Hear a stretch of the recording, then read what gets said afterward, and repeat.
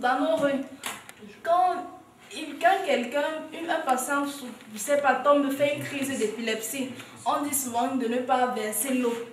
Bon, je ne sais pas si scientifiquement on peut expliquer cela. Je ne sais pas quel rapport l'épilepsie a avec l'eau. Parce que généralement, lorsque quelqu'un tombe l'épilepsie, on dit de ne pas le verser l'eau, sinon il va mourir là, dans la crise. Je ne sais pas si c'est vérifié. Qu'est-ce que le patient peut faire? Généralement, il est inconscient. Donc, ce qu'il peut avoir comme danger si vous lui versez l'eau, ça veut dire, il peut, si ça arrive par exemple dans sa bouche, il peut aspirer. Il peut aspirer et là il peut s'asphyxier. Ça c'est le danger principal qu'il peut avoir. Mais sinon, que l'eau le touche ou pas, ça ne joue vraiment aucun rôle. Il n'y a pas d'explication. Ma question et surtout ma préoccupation est celle-ci. Vous avez dit, je ne voulais pas réveiller les morts, mais je suis en gastrique, j'ai mal gastrique et je rends à l'Éternel parce que quand j'étais ici à l'hôpital, cette personne m'a beaucoup aidé dans mon mal. Alors actuellement, ce qui fait que j'ai un peu d'inspiration, je consommais, dernièrement on m'a conseillé de prendre beaucoup de piments, j'ai pris beaucoup de piments et bon aujourd'hui je me rends compte que je dois plutôt avoir les blessures. Mais le mal tellement aigu là, je ne l'ai pas. Bon, sinon ma préoccupation c'est sur l'épilepsie.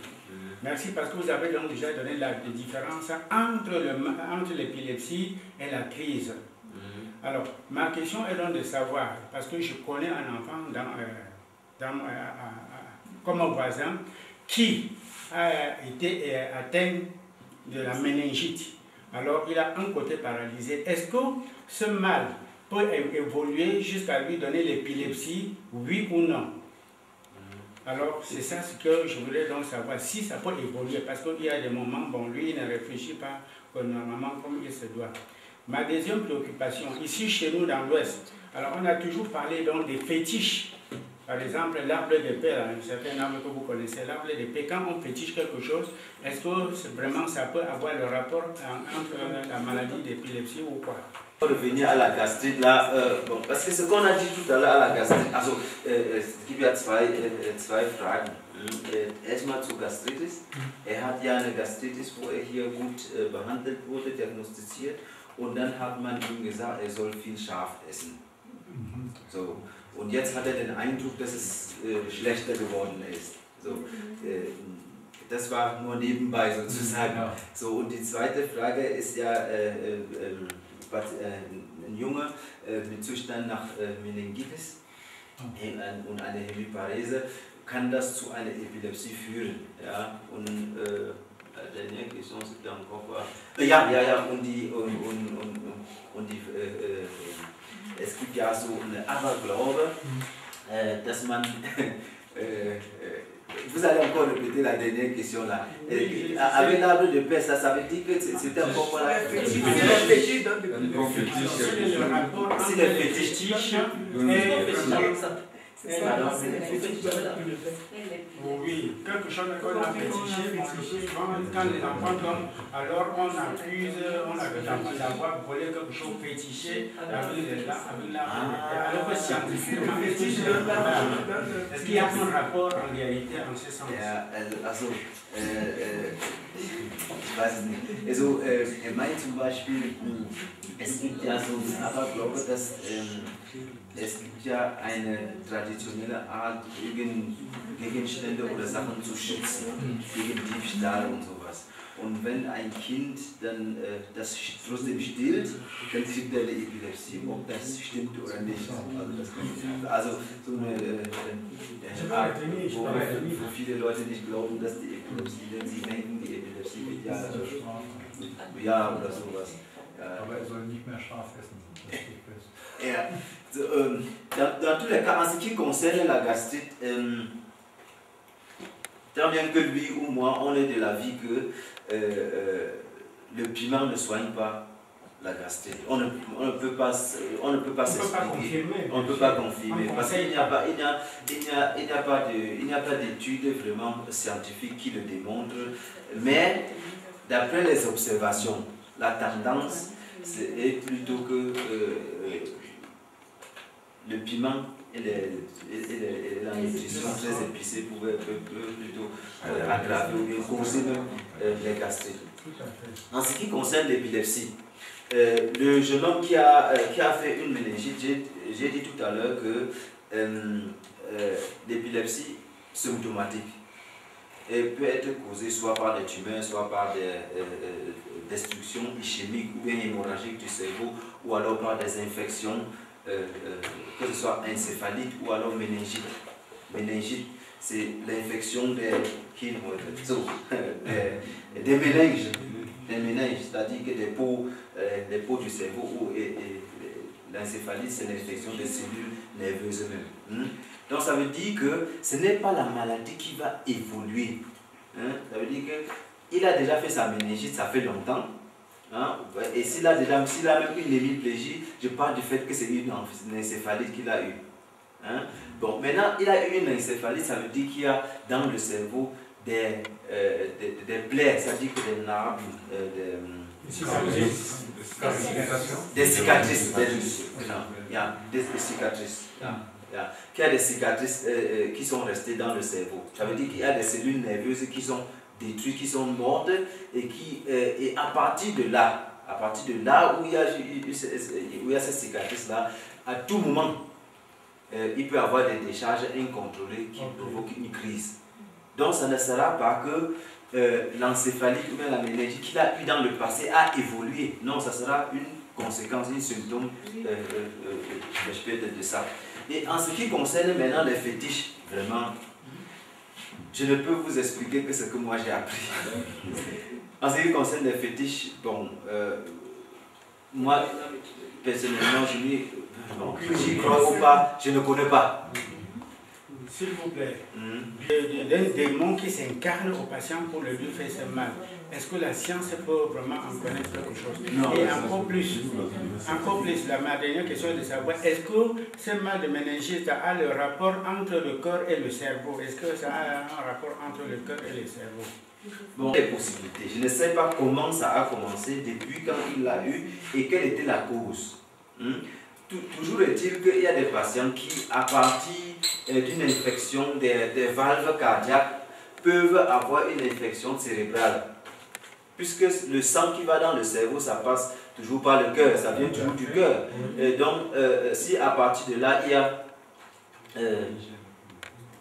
une accélération ou bien oui, c'est comme des patients qui font des sepsis. Qui ont des situations septiques.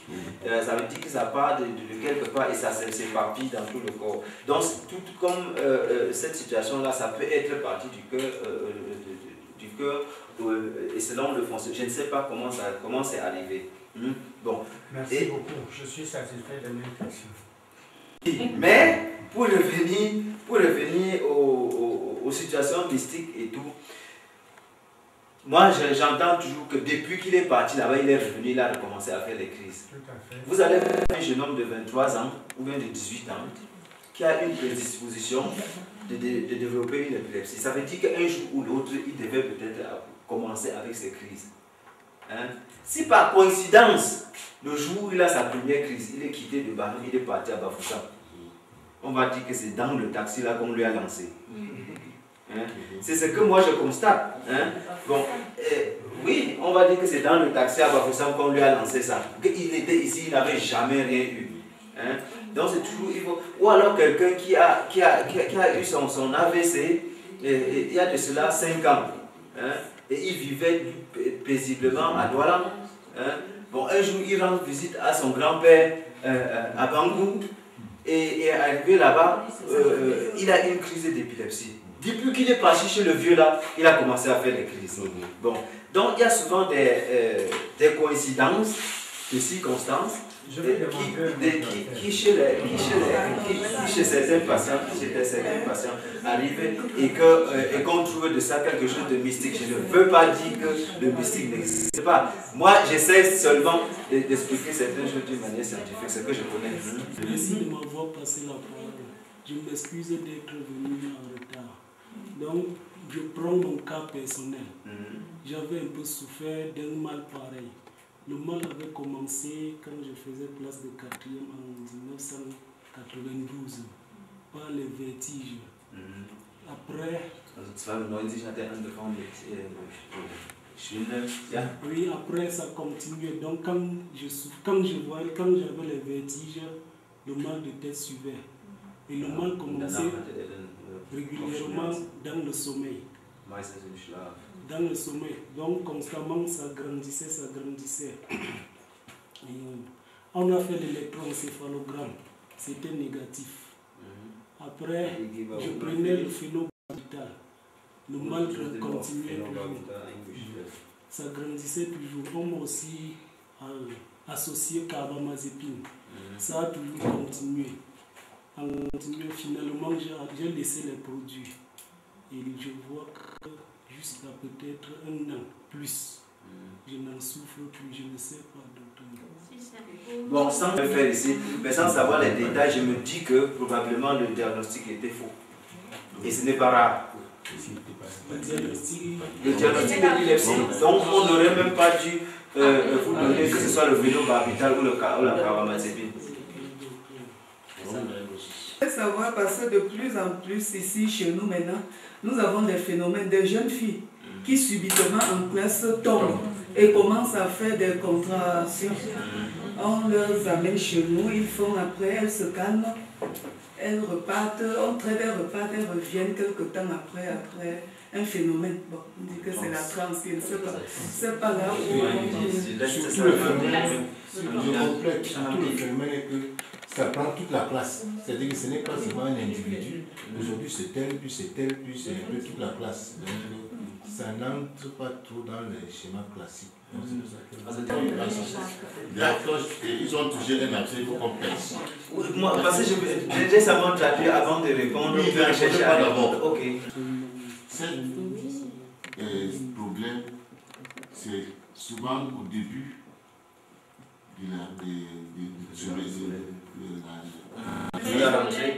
au moment des examens et où s'il y a une manifestation à l'école. Donc c'est souvent quelque chose qui est lié à une situation précise. Voilà, une situation. Les crises psychogènes. Il y a toujours le contour, les alentours du patient qu'il faut essayer d'observer. Chez nous, on a généralement des situations familiales qui sont souvent difficiles. C'est-à-dire peut-être un petit problème. Ou alors au niveau de son travail. Il a des difficultés ou alors il n'arrive pas. Ça veut dire que la situation de malade, le statut de malade lui donne certains avantages ou bien une certaine protection. Donc ça c'est des situations qu'il faut essayer de voir pour définir si c'est psychogène ou pas. Si c'est psychogène ou pas. C'est-à-dire que quel bénéfice est-ce que le patient a en étant malade? Est-ce que ce n'est et en avant un bénéfice étant en partageant le statut de malade? C'est plus difficile d'aller se casser le pied pour être malade que de tomber et dire que je fais une crise. Parce que c'est que bon, après je peux me lever, ou bien de dire que j'ai mal. Parce que voilà. Donc si vous dites que j'ai mal au dos, vous ne pouvez pas. Bon, je crois qu'elle a mal au dos, qu'elle ne peut plus bouger parce qu'elle a mal au dos. Donc ça c'est des trucs pareils. Des gens qui disent que j'ai mal au dos, vous donnez n'importe quel antalgique qui vous dit que ça ne part pas, j'ai mal. Bon, si elle tombe là, bon, et ça c'est plus théâtral, elle tombe, tout le monde voit, n'est-ce pas, elle était là, tout le monde l'a vu, donc elle était malade. Donc, pour venir un peu là-dessus, il faudrait voir avec ce qu'on a dit de discuter aujourd'hui, comment ça s'est passé, demander exactement comment ça s'est passé, comment étaient les mouvements. Je demande souvent aux parents ou bien aux amis, est-ce que vous pouvez imiter comment ça se passe? Parce que c'est typique, quand je dis que la fait comme ça, n'importe qui peut imiter, mais à peu près, faisait ça. Bon, ils peuvent imiter, mais si on vous dit qu'il a tremblé, après on vous dit ça. Bon, vous pouvez quand même vous idée de. Quand on parle de rythmique, on vous dit que c'était vraiment. une idée. Mais si on vous dit qu'elle est tombée, elle a commencé à gestuer comme ça, vous devez quand même savoir que c'était un peu... Oui, non, c'est à peu près ça. C'est des symptômes qui peuvent vous orienter. Hein? Comment étaient les yeux? Comment étaient les yeux? Elle est tombée, comment étaient les yeux? Comment étaient les bras? Est-ce que les bras étaient étirés? Est-ce que les jambes étaient tirées, formées? Justement, quand il s'agit de hinge pneumatique, c'est comme s'il avait des myomes. Donc, c'est des trucs. Et comme vous avez bien observé, il y a des périodes, des circonstances. Je suis à l'école. Ah, demain on a interrogation de maths. Je m'appelle Patrick. Je vais me coucher à l'hôpital. Demain, je suis. J'évite les deux que vous pouvez avoir. Essayons de rallier ça un peu au trans là. Est-ce que scientifiquement ça peut s'expliquer le fait que c'est beaucoup plus les filles qui sont atteintes et pas les garçons?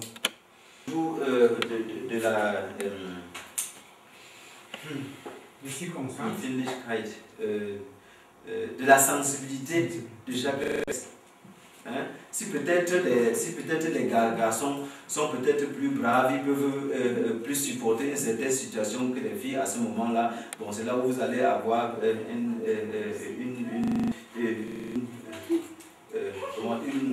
condensation de plus de filles que de garçons. Hein? Et puis, ça se dit aussi, bon, quand vous allez voir, à une certaine période, tous les garçons marchaient comme ça, comme si c'était... Parce qu'il fallait être chaud, c'était cool. Vous ne voyez pas les filles marcher comme ça. Bon, maintenant, entre les filles, entre elles là, ah, gars, ah, ma fille, elle tombe, non? Est-ce que tu veux que c'est un peu... Donc, c'est à peu près comme ça. Hein? Donc, c'est à peu près la même chose. Les filles, entre elles, et puis les garçons, entre eux, ils font des trucs, et puis c'est comme ça que ça s'explique. I don't really like the Valproat for therapy of epilepsy. It has a side effect. It makes pretty heavy pancreatitis. And the other thing is, I remember a patient, she had a malaria and she got cerebral signs. Meinen Sie, das ist sozusagen die Folge? Ja, es ist nicht wirklich hier nicht richtig erforscht. Man hat nur hier, das Einzige, was ich da hier gelesen habe, hat man eine Häufung von Epilepsie-Patienten in Verbindung mit Onchocerkose gesehen. Ja? Wir wissen die bestimmt. Ach so, ja, und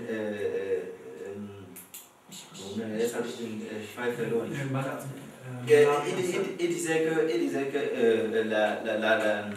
la relation entre la Manifestation cérébrale du Paludisme, das habe ich vorhin auch schon erwähnt, dass möglicherweise die zerebrale Manifestation, postentzündliche Manifestation von Malaria auch eine Folge bzw. als Ursache der Epilepsie ist. Ja. Aber ich habe keine Studie speziell dazu gesehen. Ich habe nur diese Arbeiten in Verbindung mit Onchocerkose dann gesehen. Il parlait de la relation entre la manifestation cérébrale du paludisme et l'épilepsie. Comme je disais tout à l'heure pendant l'exposé, que les épilepsies post-encéphaliques peuvent être aussi causées de manifestation cérébrale du paludisme devrait sûrement dans le cadre du Cameroun devrait jouer par exemple des échelles là-dessus. Les médicaments. Y a-t-il pas autre prescription comme peut-être ici? Oui, et la deuxième question est de savoir quelle peut être la conséquence d'une épidémie mal soignée. L'hygiène de vie, l'hygiène de donner le médicament. Tout d'abord, il faudrait que le patient soit ordonné, soit compliant. Soit compliant. Compliant, que le patient soit compliant. Que le médicament, le patient qui souffre d'épilepsie doit être capable d'être dans un environnement qui lui permet de prendre d'abord régulièrement les médicaments pour que les épilepsies soient généralisées. Donc il faut d'abord que le patient soit compliant. En plus, il doit maintenir une hygiène de vie appropriée aux patients qui souffrent des épilepsies. C'est-à-dire éviter par exemple d'aller nager seul. Parce que s'il va nager seul et dans l'eau et puis qu'il crise de mort, hein, il il doit pouvoir prendre les médicaments appropriés. Parce qu'il y a certains médicaments que, en tant qu'épileptique, tu ne peux pas prendre parce que ça peut causer des crises d'épilepsie. Il faut éviter, par exemple, le manquement de sommeil, le manque de concentration qui peuvent causer chez lui, personnellement, des crises. Par exemple, des gens qui ont des épilepsies photosensibles, ou bien ils doivent éviter les photophobies. C'est-à-dire que passer des heures à regarder la télé, par exemple, surtout les télés qui ont des mauvaises images, qui ont une mauvaise immunité. Visibilité. Donc, des situations pareilles. Prendre naturellement, régulièrement, éviter par exemple l'alcool, bien l'excès d'alcool. Le patient qui souffre d'épilepsie ne doit pas se priver carrément de la vie. Parce que quand on essaie de citer cela, ils vont se dire que donc ils ne peuvent plus rien faire. C'est faux. Ce n'est que certains petits trucs, il suffit d'être organisé. Mais il ne faut pas se saouler par exemple, ou bien prendre son médicament avec la bière, ou bien avec du whisky, ou bien des trucs comme ça. Non, il faut être seulement organisé, parce qu'il y a beaucoup, c'est une maladie chronique. On dit toujours que les médicaments contre l'épilepsie ne sont pas là pour guérir en tant que tel. Donc ça essaye d'élever, comme on a dit tout à l'heure, le seuil. Mais même si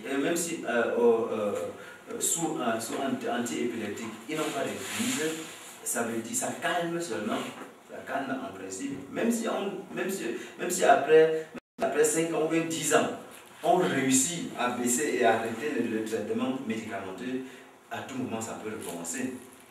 Voilà. Donc c'est à peu près. Et la deuxième question c'était? Voilà, la conséquence d'une épilepsie. Voilà. La conséquence d'une épilepsie non soignée, c'est quoi? Un état de malconfusion. Un état de malconfusion, c'est une crise qui dure déjà plus de 5 minutes. Ça détruit les cellules nerveuses. Pas comme si peut-être il y avait une ischémie ou une tumeur, mais au fur et à mesure que ça se passe, dans une crise, le patient peut mourir. Dans un état de malconfusion qui n'est pas soigné, le patient peut mourir. Donc ce serait peut-être ça, par exemple, les conséquences d'une épilepsie. Le magnésium. Si je regarde dans l'obstétrique, on utilise le sulfate de magnésium pour contrer les convulsions chez les éclampsies. Est-ce que ça a une place pour la gestion de la convulsion? Non. L'épilepsie. Est-ce qu'il n'y aurait pas une conséquence s'il y a ablation? Parce que ça crée un manque. Oui. On enlève la partie défecte. Donc on enlève une partie défecte du cerveau. Donc en principe, c'est une partie qui est déjà malade. Qui ne fait que nuire, on peut dire. Et rapidement, alors la première chose, c'est